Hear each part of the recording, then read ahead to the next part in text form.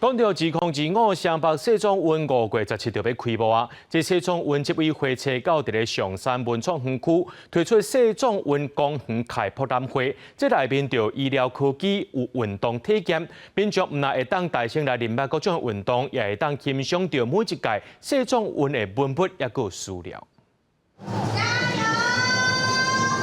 大声喊体育运动选手加油！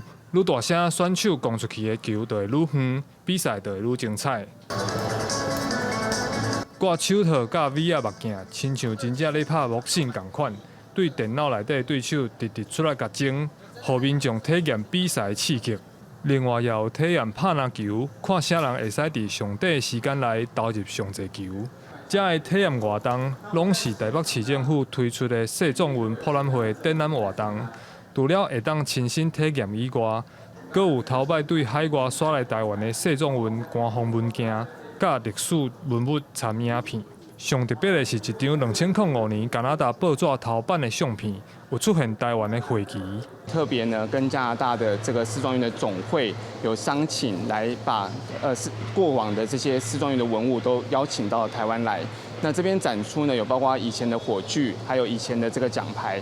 因为是世界壮年运动会，参加运动的选手年岁较大，所以展览区内底也有设置的智慧健康体验园区，结合 AI 技术甲智慧医疗设备，有电脑化的中医诊码，参看喙齿诊断健康状况。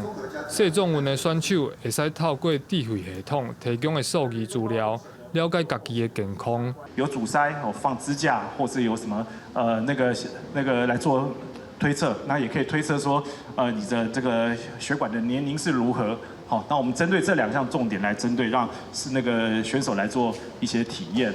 2025年双北世宗运5月17就要开幕，台北市政府伫上山文创园区举办世宗运博览会，予民众参观，内容对运动体验到医疗科技拢有，鼓励台湾民众来参观。